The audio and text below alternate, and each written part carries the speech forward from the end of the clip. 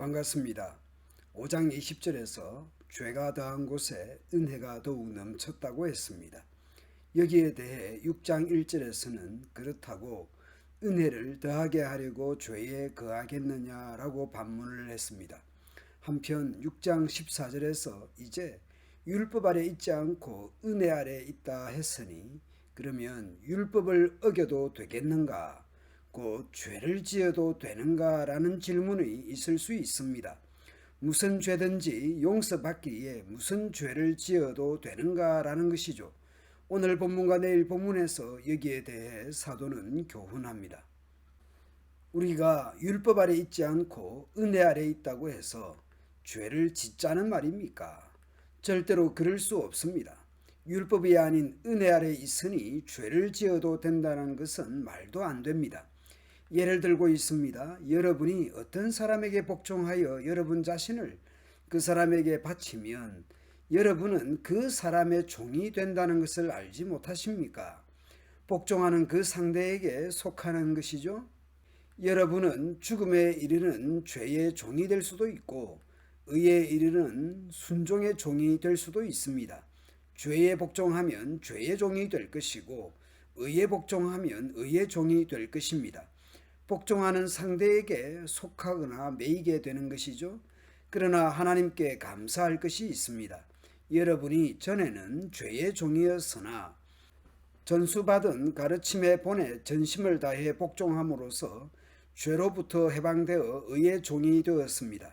전에는 죄의 종이었으나 이제는 의의 종이 되었습니다. 신분적으로 뿐만 아닙니다. 말씀의 교훈에 순종하여 실제적으로도 의의 종이 되었습니다. 예수 그리스도 십자가로 의롭다함을 입었을 뿐만 아니라 하나님 말씀에 순종하는 삶을 살기에 의의 종다운 사람이 된 것입니다. 여러분의 육신이 약하기 때문에 일상적인 말로 예를 들어 말하겠습니다. 사도는 전에는 이제는 표현을 사용하여 대조하여 말씀합니다. 여러분이 전에는 여러분의 몸을 더러움과 불법의 종으로 들여 불법을 행했습니다. 그러나 이제는 여러분의 몸을 의의 종으로 들여 거룩함에 이르십시오. 전에 여러분이 죄의 종이었을 때는 의의 다스림을 받지 않았습니다. 그때 여러분이 얻은 열매는 무엇입니까? 지금에 와서 부끄러워하는 그 일들의 마지막은 사망이었습니다. 그러나 이제는 여러분이 죄에서 해방되어 하나님의 종이 되었습니다. 그리하여 거룩함에 이르는 열매를 맺고 있습니다. 그 일의 마지막은 영생입니다. 죄의 대가는 죽음이지만 하나님의 선물은 우리 주 예수 그리스도 안에 있는 영생입니다. 이전의 모습, 죄의 종이었을 때의 모습을 1장 29절 이하에서 말씀하셨죠. 그 내적 악함과 다른 사람에 대해 어떤 마음과 자세를 가졌는지 이미 말씀하셨습니다. 죄의 종이 가진 것이 성품에서 드러납니다.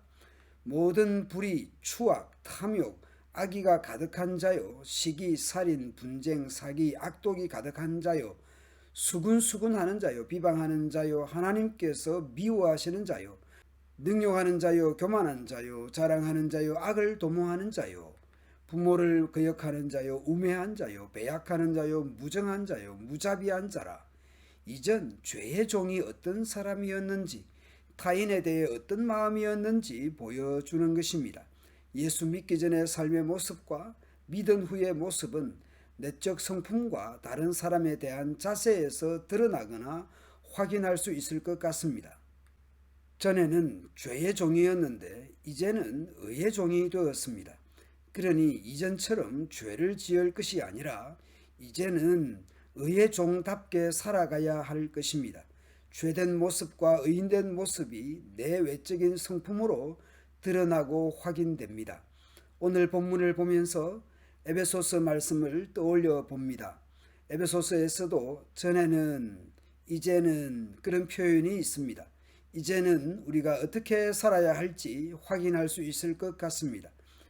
전에는 우리도 다 그 가운데서 우리 육체의 욕심을 따라 지내며 육체와 마음이 원하는 것을 하였습니다.